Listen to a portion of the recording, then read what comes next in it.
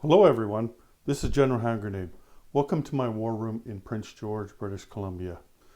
So it's November 11th today, and I'm sure you know what that means. It's Armistice Day throughout the world, and I guess it's called Veterans Day down in the United States. Anyway, today is the day that we honor those who fought and died in wars, not just any single war, but in all wars. It was this war that you're looking at here, World War One. That's where Armistice Day comes from. On November 11th, 1918, that's when the guns fell silent and the First World War was over. They called that the war to end all wars, and wouldn't that have been nice if it was? But seems we stepped up our game after that. But it was the first global conflict, one that affected much of the world. Not as much as World War II, but a great deal of it. To me, this day is always special because I had a grandfather who I was very close to, and he would tell us war stories. He never talked really much about the fighting. It was more about, being a soldier and the camaraderie within his unit and things like that, right? In fact, I don't remember talking to any former soldier that liked to talk about the actual fighting. That's something that they seem to keep to themselves, or maybe with each other. I don't know, but I respect that, and I'm grateful to all of them for putting their lives on the line for what they believed in. Not all wars were just, and not all sides were just in every war, and we can debate that till the cows come home. But what we can't deny is the sacrifice that was paid by so many millions and millions of people, not just soldiers but civilians. And it's a solemn day. And it should be. And in Canada here where I live, there's lots of holidays, right? Like, I don't know, 10 or 12 holidays during the year, statutory holidays. But there's only one where everything shuts down, and that's November 11th. Like the stores are still open on, some of them even on Christmas Day, right? But not on Remembrance Day. We shut everything down then. And as well we should, right?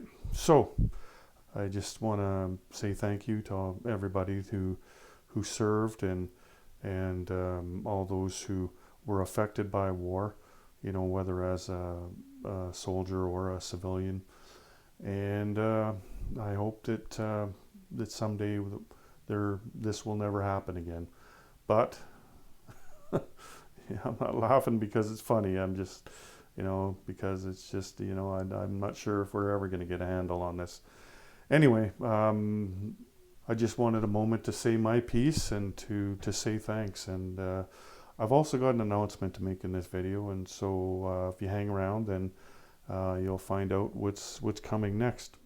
As most of you know, I've been working on a game over the last few years, actually a number of years now. It's over 5 years now, just over 5 years. I've had the privilege of working on a game that honors our troops and that fought in the Great War. And the minute I seen the game, I seen the potential that it had, and it was fraught with inconsistencies and things like that, because it was really just a first draft. Like, here's a concept and here's what I'd like to do. Okay, let's try it. And that's where I came in, is the let's try it part. And so it's going to take some playing and to get the flow of the game and to tweak the rules and to make it balanced and it was a heck of an effort by a number of people from the very beginning. Like, first of all, Doug Friend at Historical Board Gaming. He's the general, the captain of it all, right? He's the one that directs everybody on all of these games and sells us all the nice little pieces that we like too, right? And markers. But it was him that has allowed us to, fulfill our dreams of making games that are in our mind come to fruition, right? Because, like you sit down and you start drawing a map by hand and you think, well, it's not as cool as I thought it would be. But when you can work with an organization like Historical Board Gaming that believes in what you do and believes in your vision, and then allows you the opportunity to do that, by being able to produce the components that you need to play the game, and putting you in touch with other people and helping you out along the way. So it's been a real team effort with this game. And so we had a plan when we first put it out last year. I mean, you have a plan in the beginning, right? But it was just to make this game. But we had a pretty solid plan pretty close to a year ago now, where we decided, okay, we're going to put the game out, but we're not going to finalize the rules or the reference sheets or anything like that, because we want the community to play it. I mean, before that, it was pretty limited in the number of people that are playing. Regardless of how many people you get on board to play test with you, that's still a small group of people, right? And you can't think of everything, all the different moves that you could do and something that might break the game, and also, how you've written the rules, and so when somebody sees them for the first time, do they understand what it means? Because you could read something and it could mean one thing or it could mean another. So that was the process that we started. Was we're going to put the game out there. We're going to tell people right up front, don't print these rules off nicely. You can print them in black and white if you want to or whatever, but just know that this isn't the final version of the game. Well, that is until today. Now, we were hoping that you could have had this today, but it's not going to be until next week. We worked really hard, especially over the last little while, to try to get this done by today, but we couldn't. Anyway, I'll show you what we have got done and let you know that this week you will be able to get them. So this is the final game. Finally, here we are. This is Global War 1914, fully formed, and this is your Austro-Hungarian sheet. So what's different on these sheets compared to the old ones is there's a little bit more information. The same information that was on the old ones are still there, but we've added some. Like here, controlled minor powers. Now this wasn't on the last one. So it says here in the prequel, they have Bulgaria in Balkan War II, and then it tells you where to go in the rule book to learn about Balkan War II. And in the Russian Civil War, they play Ukraine and the White Army in Austro-Hungarian controlled territories. So that's new. That gives you a little more information, and it still has your other information that it had before.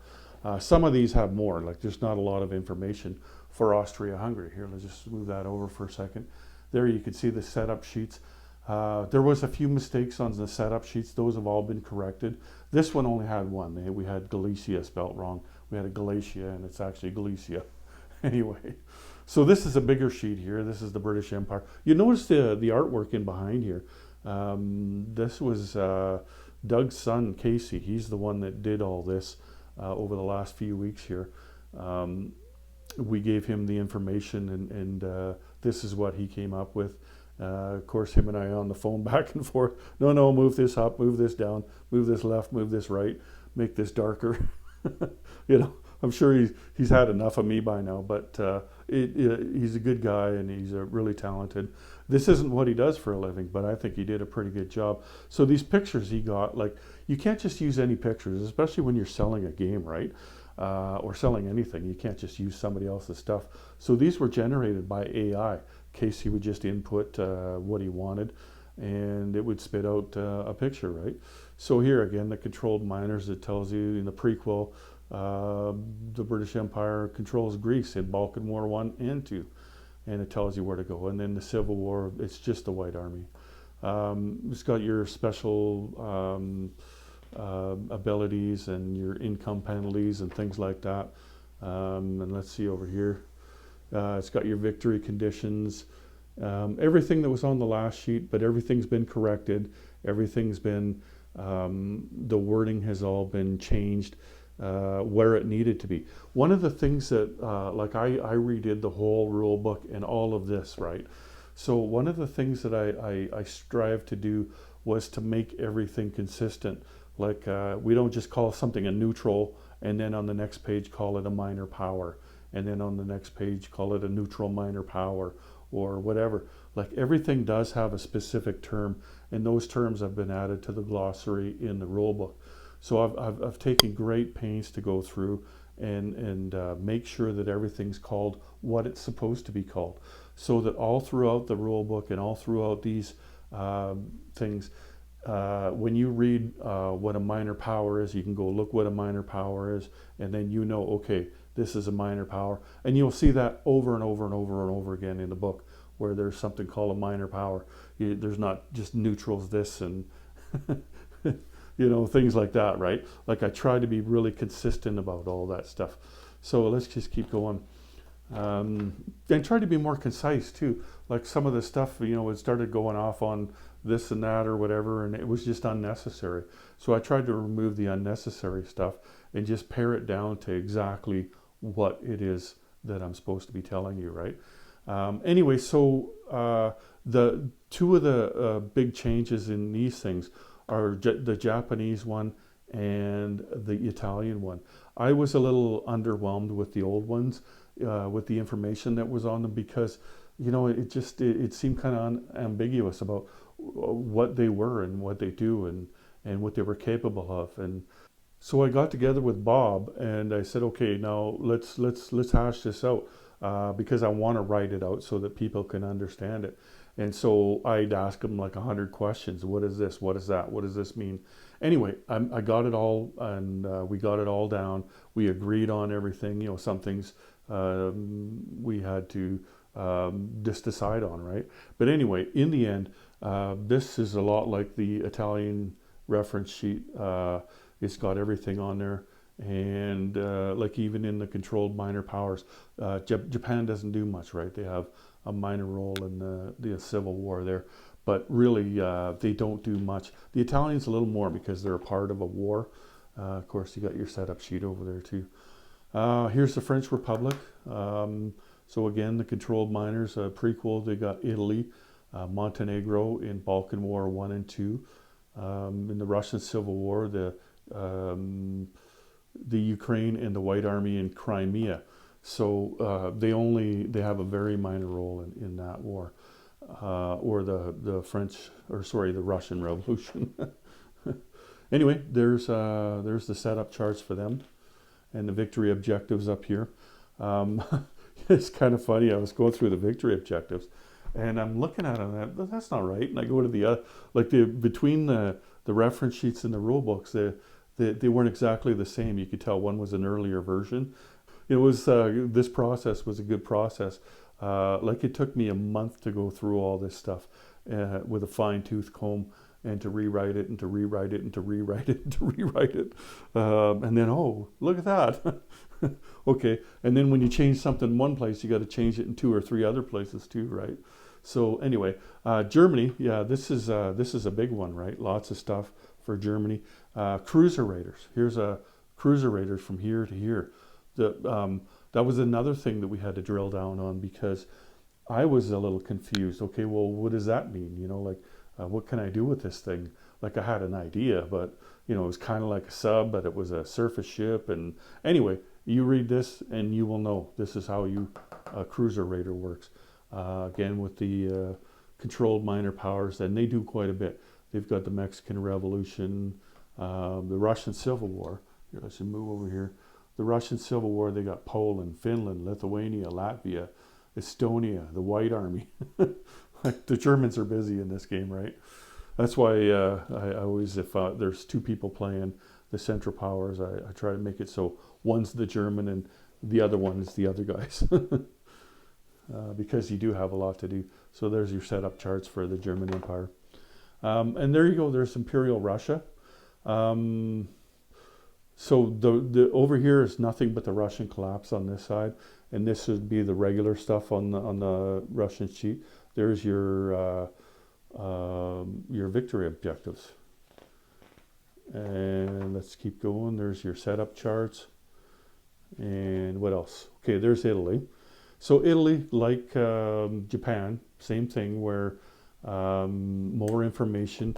You'll have a better understanding of how to play the Italians and the Japanese with the new rule sets here. It's better defined in the rule book, and certainly better defined in here. Here's your neutral setups. This is the same. We just used the same chart, put on a different background, but we've made the corrections. There was a couple of corrections. Nothing that was in the wrong place or anything. Just, like we had to add where the C zone is for the Denmark boats. And then here, this was a bit inconsistent because it was telling you to put stuff on that have already been aligned. So we had to revise those. But those are the kind of things that you get when, like when you have 200 sets of eyes looking at this instead of just 5 or 10, right? Something that's so obvious to somebody is like, oh, why didn't I see that, right? Ottoman Empire, there's not much to their sheet. Although when you play the prequel with the Ottomans, they have a huge role in the game, in the outcome of the game especially. China, I wasn't happy with the old China sheet. It seemed like kind of a mishmash. So it's got all the same information, but a lot of it's been reworded or just reorganized so that it's a little easier to follow. Before it was kind of like, where can we fit this on the setup sheet, right? Like, we're not artists, Bob and I, and Bob was the one doing the old sheets. He didn't do them originally. He just had the program to update them, and so we couldn't really do them the way we wanted to. We just did them, as much as we could, right? And there's your setup sheet, and it tells you the turn sequence on what to do there. This is new, and this was sorely needed. Soviet Russia National Reference Sheet. So this sheet is a little bit different than all the others. It's got a lot of information on diplomacy here. Like here, this is the Soviets. This is who they are. This is what they do. This is what they don't do. This is the whites. Like, you had to really read and play the game a bunch of times just to understand what everybody was and what they did, right? So many questions about what goes on in the Russian Civil War, just because it wasn't expressed well enough in the rule book, right?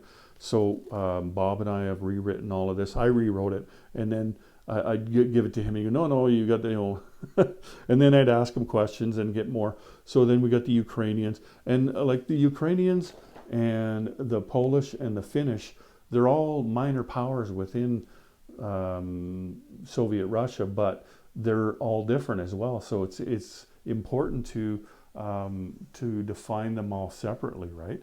And then we've got your Soviet victory conditions, and we've got a rule change coming up that I'll tell you about afterwards. So another thing that I did was we got rid of the Russian Revolution setup chart.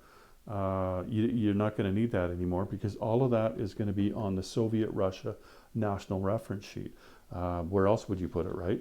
Like once Russia falls, then you're going to need this. And okay, I'll just set all this up, and away you go, right? There's the rest of the setup chart over there.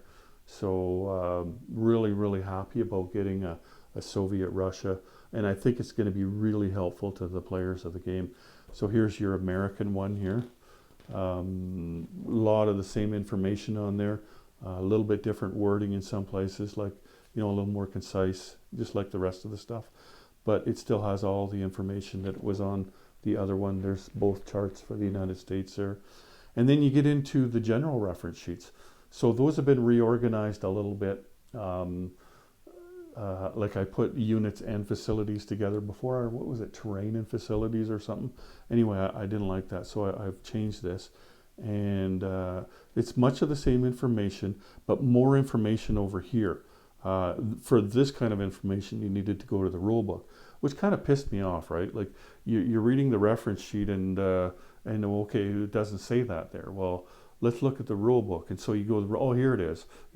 I needed to read both places to understand how to do this, right?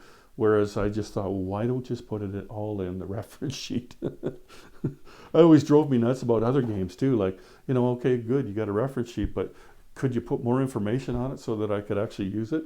So this is, we're going to go through a few of the rule changes as well. because the rules have been finalized. So here, one of the big changes, you'll see here the cost, 4, 4, 4, 4, 4. This is the elite units. Now, the elite units, really good units in the game, and the game is kind of starved for offense because of the nature of the First World War, right? And so it's really hard to get some dice that are going to roll more than a 1 or a 2, right? But the elite units give you that. But the problem is that they costed exactly the same amount as an artillery. And artillery is extremely important in this game. And so what we're finding, not just us, but once we threw the game out there for everybody else to try, was that nobody was buying many of these units because, like I said, once you play the game, you realize just how important regular infantry and artillery are. So we lowered the cost of those. I'd buy them at $4, but I wouldn't buy them at $5 because I need artillery, right? But there was times when I had $4 left, and I think, okay, well, there's a horse, there's a camel, there was 2 militia, or now there you go, you've got an elite unit for that. Plus, we buffed them a little bit too. Let me see here, the Zouave, the Ottoman Guard, and the Bersaglieri. Aside from all the other things they did before, they're also mountain infantry now. And that's historical too, because you look at the map and you look where they are and there's mountains, right? That's where they found his walls, was in the mountains. Hey, these guys are pretty good. Let's see if they'll fight for us. That's where they got them, was in the mountains, right? So anyway, there's those things. And then the other big change, let's look over here, the air units. All cheaper. So before, 1914 fighter was 3, now it's 2. 1916 was 5, now it's 3. And then it went to 7 and 9, now it's 5 and 7, right? For the 17 and the 18 fighter. And if you watched any of our games on YouTube or you've played it, you'll see that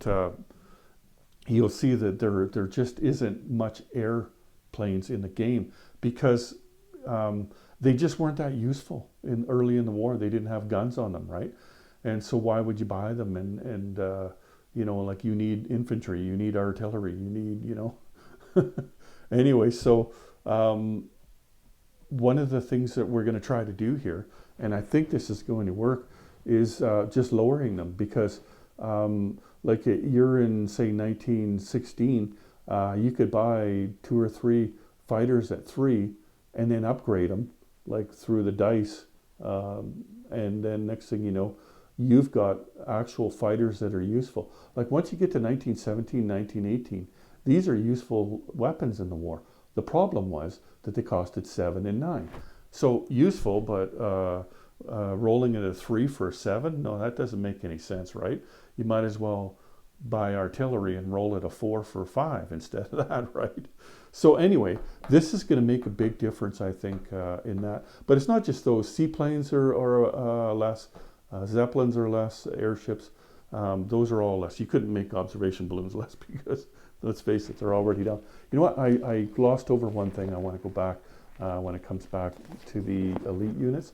So, oh, I missed it. Here we go. The one big difference in the elite units is the Grenadier. So we wanted to give Austria-Hungary some love. They're in battle, they're right in the middle of the board, and they're fighting for their lives in there, right? And they can have good games, they can dominate, but they can also be completely overwhelmed, right? So we wanted to give them a bit of love, and so their unit, we've resisted doing this up until now, but we finally did it. He's capable of forming a trench line. So what that means is that you can use him instead of an infantry. So a trench line is 6 infantry, you can have 5 infantry and a grenadier. And it's not fudging it either, because a grenadier, he would be a guy fighting in a trench, hucking grenades, right? They were more like elite soldiers, but they got their start because they were the one carrying grenades way back in whenever, the 1700s, something like that. But anyway, so that guy is going to be able to help you. So you could have 3 grenadiers, 3 infantry. That's a trench line. So that's a big change. We've resisted making any other infantry units help you form a trench line because we don't want too many trench lines everywhere, right? If you played the game, then you understand why. Like it's really hard to get through those trench lines, especially when they start getting built up. But anyway, we think that that one's the right call for that unit. So we're getting near the end of the units and facilities. It's all laid out really nice. And then we've got the fortifications and railroads and coastal artillery at the end there. Then we get into the technology reference sheet, and I'm not very good printing, so I've printed this on off wrong. I kind of missed it, but anyway, it's all the technologies are there, and the changes in fighter evolution, of course, are there. I don't think there's any other changes other than the fighter evolution as far as the rules go. So then you get into the terrain reference sheet. I really like the picture on the back of that one. I don't know if it shows up very well on the camera, but anyway, so you've got all your terrain stuff there, all the way up to here. And then on the last page, just threw a bunch of other things in there that didn't seem to have a home. I didn't want to make another reference sheet. So we've got your import, your convoy rating, blockade, variable ending, and turn order. I wouldn't have thrown the turn order in, but somebody asked me recently, where's the turn order? I can't find the turn order. So I made sure to throw it on there. Anyway, so the prequel reference sheet. Now that's something I did some work to as well. Before, what the prequel reference sheet had was just the setups on it. It was just one page, right? So I gave you the particulars like you find in the rule book for each conflict. You got the Mexican Revolution, the Italo-Turkish War. You know, it tells you who's fighting and who does what, how you get stuff, and what happens to resolve it, right? And then you've got your Balkan War 1 and your Balkan War 2 over here. Lots of consequences to the Balkan War 2, because that's when you're taking the stuff and putting it back on the main map, right? And then on the last page there, that's where your setups are. See, that's all it was before, was just this. I've added those other things so that you'd be able to see them. Anyway, those are the reference sheets. Let's move on to some the other rule changes. Okay, before we get to those rule changes, I just want to show you the game a little bit. If you are new to the game, or if you're just, you don't know much about it, I just want to show you some of the things we have. So a lot of the questions that I get are, you know, when are you going to change the map? Because I'm not going to buy one till then. I don't blame you, okay? I don't blame you at all. The thing is, we all worked on that 36 game, right? And so we've had years and years to develop this map. This map is the same as the 36 map when it comes to terrain and the where the islands are, all of that kind of stuff, right? The outline and everything. The only thing that's different is the colors and the names on the territories, and some of the territories themselves are broken up a little bit differently, right? Like even the terrain features like this, you know, all of these things fit just like they do on the 36 map, right? We made sure that everything was going to be the same. So we have no intention, like not even 2 years from now, of changing this map. I have been playing on this map a couple of games now. I can't find anything wrong with it. You know, like I'm not telling you it's perfect. I'm just saying, you know, like there could be a spelling mistake for Yakutsk, because I don't know how to spell Yakutsk to begin with. But you know, like as far as I can tell, there's no mistakes on it anymore. And that's because we had so many years to develop the other map and then to develop this map, right? Like I can't tell you how many hours just I spent poring over this map on my computer, you know, like blowing it up so that, you know, there's nothing in the screen but Hawaii, just to make sure that everything lines up right. And you know, like our player aids and things like that, I'm not sure why we would need to change these, right? Like the player aids, we're really pleased with the way those have come out.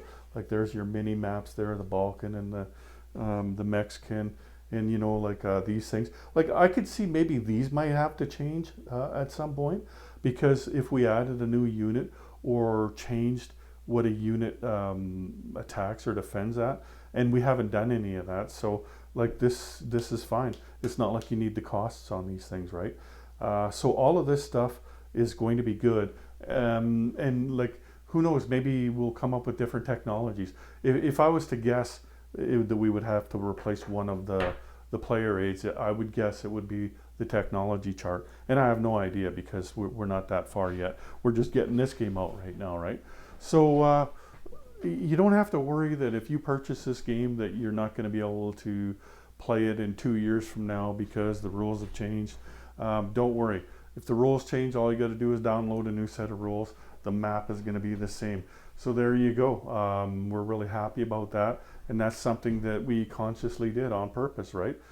So one of the big rule changes, one of the major rule changes, and one that we've resisted for so long, was the Russian collapse. In this game that you're looking at here, this is Operation Hindenburg. We're in the spring of 1919 right now. The Russian player was absolutely kicking butt on Austria. They'd just taken Galicia. They had all of their own territory still. They had this territory here, this territory here. They were threatening to take Vienna, which would have made the Austro-Hungarians surrender if they could have held them off. So like they were doing fantastic, right?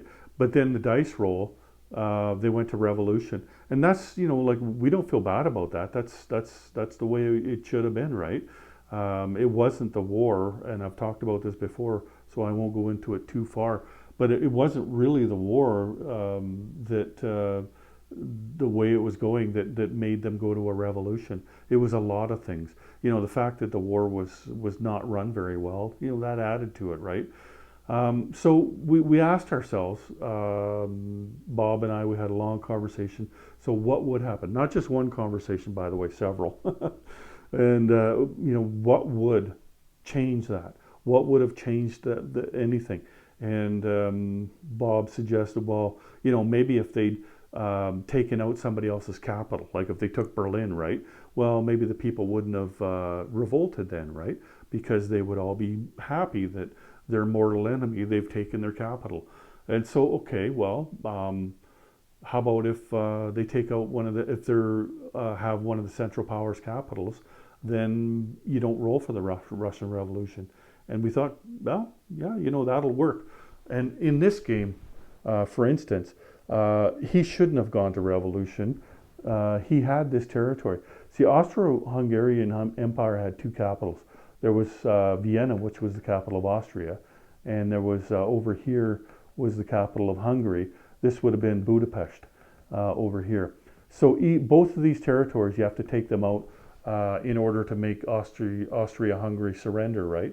And but like he was occupying that one capital. So when it came time for the roll for the Russian Revolution in the spring of 1917.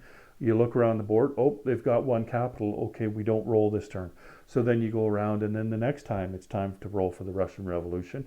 Do they have a capital? No, okay, now we roll. Or yes, okay, we don't roll anymore, again. And you would keep doing that until they don't own a capital, right? So we think that maybe is the only thing that would have saved them from going to revolution. And it's probably fair that way. Like if the Russians own an enemy capital, then they're probably doing pretty well, right? Like if they own Constantinople, why should they go to revolution? So that's the one thing. But then there was another thing, and it always didn't sit with me right. But there wasn't much we could find to do about it, and that was the victory points. So in this game again, the Soviet player should have a really good chance to win this game, because the stars aligned for him in every way. He had lots of units, so he had lots of units to go to fight the White Army with, and the Ukrainians and everybody. So he should have been doing great, right? And he could, it is quite conceivable, he could get all of his victory points, but he was still going to lose the game. The Allies were going to win this game, because they got the 4 victory points that came from Imperial Russia, plus they happened to get 3 points out of China. So there's 7 points, and we're not even finished the game yet. The Allies already have 7 points in the game, in the bank, sorry. And so there was no way that the Soviets are going to win this game. Like, knowing that, I mean, we could have quit the game a while ago, right? We didn't want to, but I mean, we could have, because the conclusion, it would have been a foregone conclusion. And that would have been shitty because it's a pretty good game we got going on here, right?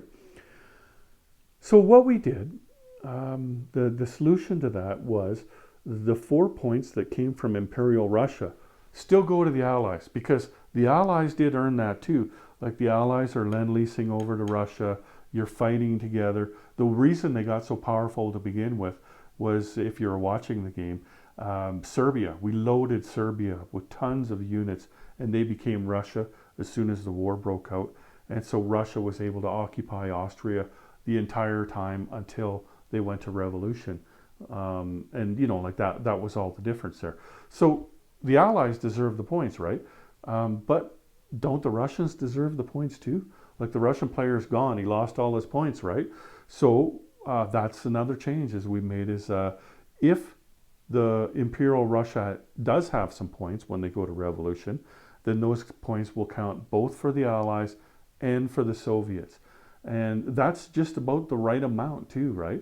And it always didn't sit well with me, like I was saying earlier, that the Russians or that the Soviets didn't have enough points to win the game, unless, you know, like, both sides, the Central Powers and the Allies, beat the living crap out of each other, and they were having a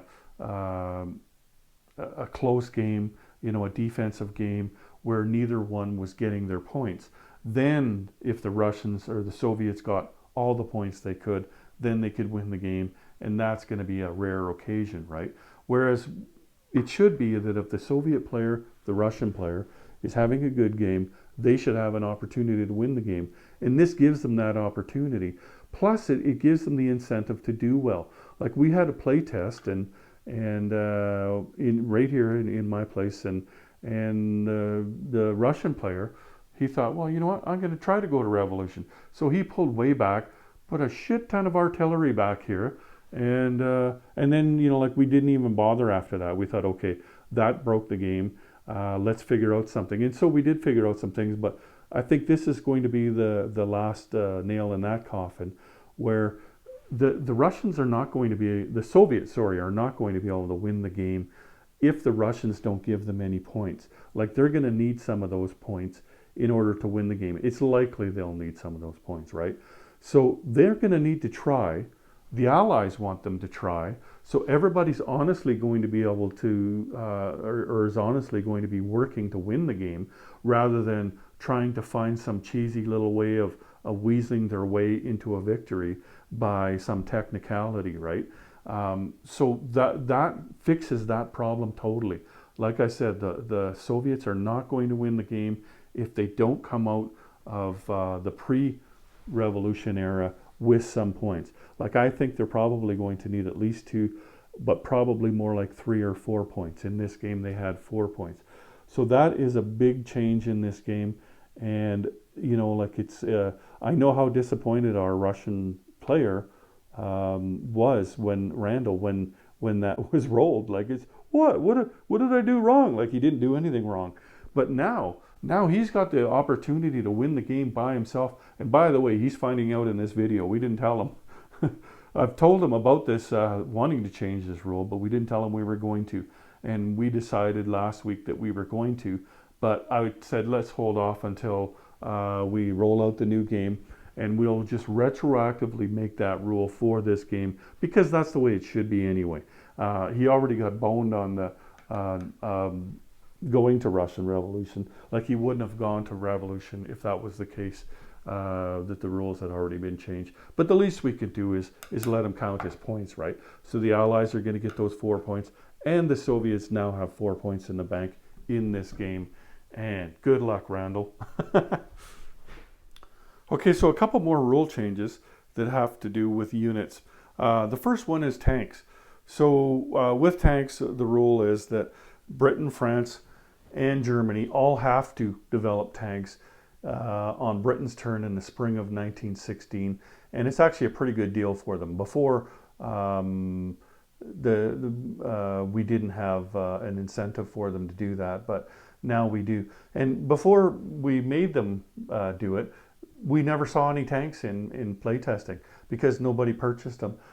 Something you have to roll 4 times for, you know, on the technology chart. by then, by the time you get there, like there's other technologies you could be using, right? So people just weren't choosing that, or they were half-heartedly choosing that, or whatever, right?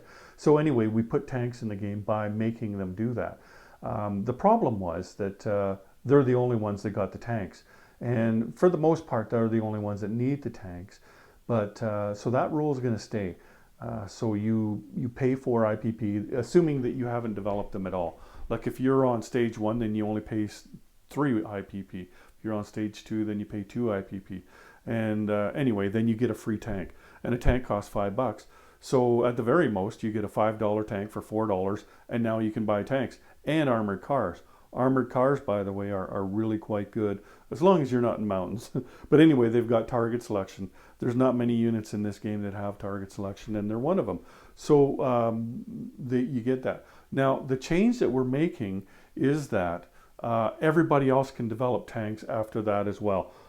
They can choose to. They don't have to, like Britain, France, and Germany have to. The other nations can just choose that. Now, as I look around here, like tanks can't move in mountains, eh? So, like the Americans could use them. They could purchase them, and they could put them on and bring them over to Russia, or I mean, over to Europe, and they would do well over there too, right? Because they're a pretty good offensive unit. It's just like I said, they're limited in where they can go. Look at Russia over there. Look at all that space where there's no mountains or anything, right? Tanks would be awesome for Russia. You think, well, I can't afford to. What do you mean you can't afford to? For $4, you get a $5 tank, and now you have tanks, and now you can buy armored cars. What do you need to think about, right? Anyway, so you can choose to do that if you're the other ones, and you don't have to do it then, right? You don't have to say, okay, I'm going to do it, or you lose that opportunity. Anytime after the spring of 1916, when Britain develops the tanks, anybody can develop them after that. So there's a rule right there. And another unit rule, something that wasn't doing too well, like these cavalry here. They've been sitting here the whole game, these 2 cavalry, because they got nothing else to do, right? They can't go in the desert. He's taken over everything that isn't a desert down there. Like he needs to go this way. This is all desert. And so the horses weren't allowed to move in the desert. And we know that wasn't really accurate. What we wanted to do was have some separation between them and camels, because they were exactly the same numbers. And so how do we differentiate between them, right? So we are going to let them go into into deserts now. And they can fight, but just remember though, they are vehicle class units, and so they're -2 on attack, right? And plus their movement is limited to 1. It's not like they're in mountains and they can still move 2. Camel can move 2. Like camels are still much better in the desert, but at least cavalry, you can use them now. You don't get halfway through the game and say, okay, well, I guess my cavalry units are done for the game, right? So anyway, that's a change. It was, like we had an idea and we tried it and we didn't like it, but now that the game's coming out, let's correct it, and that's what we've done. Okay, one last change to tell you about, and for as far as major changes go, so it's Bulgaria. Now, I don't know if you watched our game, but Bulgaria is kind of funny in this game. Like, it's likely that they will be aligned by Austria-Hungary during the game, because they start at level 2 already on the diplomacy chart for Austria-Hungary, right? And so, it's likely that that's what's going to happen, is that they will join Austria-Hungary. And so, to begin the prequel, in the First Balkan War, the Americans are controlling them, right? And there's quite a few units there, and they're fighting against the Ottomans, right? So what do? You smash them into the Ottomans, try to kill all those units, so that the Austro-Hungarians don't have anything left that they can use. These units are pretty important to them. It's a way to help you take out Serbia and the rest of down here, is by using those Bulgarian units, right? Along with your own units. And, the prequel is a godsend for the Allies, in that they could just kill them all, basically suicide them, right? And you don't want to change that. Like that's actually historical. I was reading about it because we wanted to make a change, and so I poured over the history books looking for something that I could find, and basically their ruler, he just was throwing bodies at this Balkan War. He didn't care. Like the Bulgarians lost more people than anybody in the Balkan Wars down here, because he was just throwing them out. He didn't care, right? So they seem to have an inexhaustible supply of them. So once the first Balkan War is over, then Austro-Hungary takes over for the second Balkan War, and if they got anything left, they're going to attack Serbia, right? And so there's not going to be anything left of maybe Bulgaria, maybe Serbia, right? It kind of screws the game that way. It skews it, right? And so the only change we're going to make, look, we talked about a lot of different things we could do, border clashes and stuff, but that just didn't seem realistic, right? It was a good idea, but again, not really realistic. What we're going to do is, at the end of the prequel, you reset Bulgaria's units. That's the only thing we're going to do. So whatever they started with, I think it's, I'm going to say 3 infantry and a militia and an artillery. I could be wrong. It's something like that, though. It's pretty good, right? Anyway, so that's one thing that we've made a change on. And so, I'm still going to smash them in down here if I'm the Allies. But in the end, they're still going to have a role in the war. Whereas, in our game, Bulgaria didn't have any role in the war. And in fact, you might know, if you've been watching our game, what's going on there. Japan came over and stepped on there, and now that's a Japanese colony. So that's a big change there. And that's the last of the bigger changes. Like, there's just little minor tweaks and stuff. Mostly, though, it's just cleaning up the language, reorganizing the rule book and the reference sheets and things like that. As far as the random events go, we have done the random events as well, but we're not going to release those just yet because we'd like to try them a bit longer. We like to make sure that we're happy with them. There's so many random events, like there's hundreds of them, right? That it would be easy to overlook one, or to have one break the game. So we're trying to be real careful with those. Hopefully fairly soon we'll be able to put those out again. I know one of the problems with them as well was they were written by a lot of different people, and so the language in them was inconsistent. Like, something was referred to one way, and on another event it was referred to another way, but it was the same thing. And so that can be confusing, right? You can say, well, no, it's not what it said over here, so, and then the big argument starts, right? We don't want that. We want the argument to be on the board, not above the board. And so there's a lot of that. We've gotten rid of all of the duplicates. There was a lot because we didn't have enough, and so we went and we found more. Some interesting ones. I really like some of the ones we found. They were all historical, of course. And in the cases where there look like they're multiples, they're not actual multiples. Like, for instance, the Spanish flu. So the Spanish flu starts off small, right? It only starts off in the United States and in France, and that's it. And you only lose one guy, right? And then, it gets to, like, it progresses, right? It just gets worse and worse and worse. The further down the road that you might roll that random event, the consequences are steeper for the Spanish Civil War. And there's a few random events like that, where we really wanted that to be a part of the game, that event. And so we've got 2 or 3 or 4 events, but they're not exactly the same. They're stepping it up. Like, if something had a ton of consequences before, now it's got a few consequences, then it's got the other consequences, then it's got all the consequences, right? Stuff like that. So that's what we want to keep them to ourselves for, is so that we can try that out and make sure that we like that. Make sure that, if another random event comes along that we really like, that we put that in there. Because there's lots of stuff that we can take out of there and put in. But you got to be careful, right? Like, any random event that you put in the game, like, you want to make sure that you're not going to break the game with it. There was a few that we did have to take out in our playtesting phase of the game, just because it swung the game too hard, right? And we don't want that. We want people to be able to beat each other with their strategy and their wits, not just shithouse luck, right? And so we tried to get rid of that. But a little bit of luck here and there helps. And you know, like it kind of changes the game, and is like, okay, well, how am I going to deal with this? It's not like, oh, I'm going to lose now. You know, it's, well, okay, how am I going to deal with this? You know, at the most, right? Every once in a while you could have one that does sway a game just because of the way the game is going, right? But that's fine though. That's good. We really like the random events in this game, and the comments that we've heard from people is that they like the random events too. So of course we wanted to take another look at those. A lot of the comments that we get are on those, you know, like as far as asking questions about them and what does this mean and what does that mean.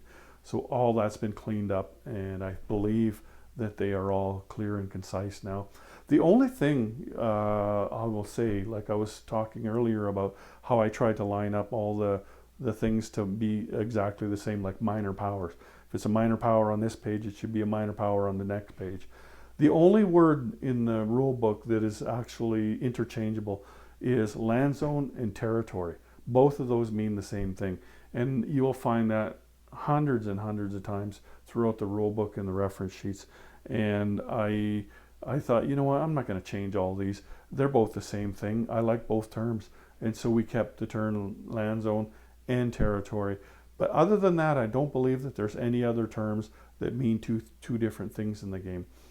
So anyway, we're really, really pleased to be able to finally bring you this game. Next week, it should be out on the website. I'm not going to tell you a day because I know we're shooting for a particular day. But by the end of the week, for sure, you should be able to download all those reference sheets that I showed you and the rule book. It's just the rule book we've got left. It's all written and everything. It's been written for a few weeks, but we got the reference sheets done first, and now we need to. I think he's probably just changing charts and stuff. I'm not sure what Casey's going to do, but he did such a good job with the other stuff. I'm sure whatever he does is going to be great. So everybody that worked on this, I'm really proud of all of them. I think that they made an absolutely incredible game, like a really, really, really great game. If you ever play this game, then you'll know exactly what I mean. This game is awesome. And much, much better than it was. And we're going to keep working on it. Like I've got some ideas already, and people are constantly throwing on suggestions at me, and I'll file those, you know, either on my computer or in the back of my brain. And you know, I wanted to make sure I got this done though, like finished to this point, because I wanted to do this game justice for all of those people that worked on it before me, like Doug and Will in the beginning, and then I'm sure Mike Kelly had a finger in it. Mike has his hands all over all the games. His face might not be out there, but he does an awful lot. And then of course Bob, he's my partner. He's the one that brought me on board, him and Doug. And Bob did a phenomenal job of bringing this game to the point where it was a good game to play. And then I came in and just, you know, helped him tweak a few things here or there, make some suggestions. And then he went on to work on something else, and I finished this off. Like I did this phase here where we put the game out and got it to the point where it was ready to be printed and sold as a fully formed game, like it is right now, or it will be this week. Anyway, so congratulations to all those guys who did such a fantastic job, and to Doug and his team at HPG for all that they do and for helping us get this game to market. So that's it. That's all I have for you today. Again, it's November 11th today, so if you haven't done what you do to honor the troops, then please do before the day is done. And that's it for me. Take care, everyone. General Hand Grenade out.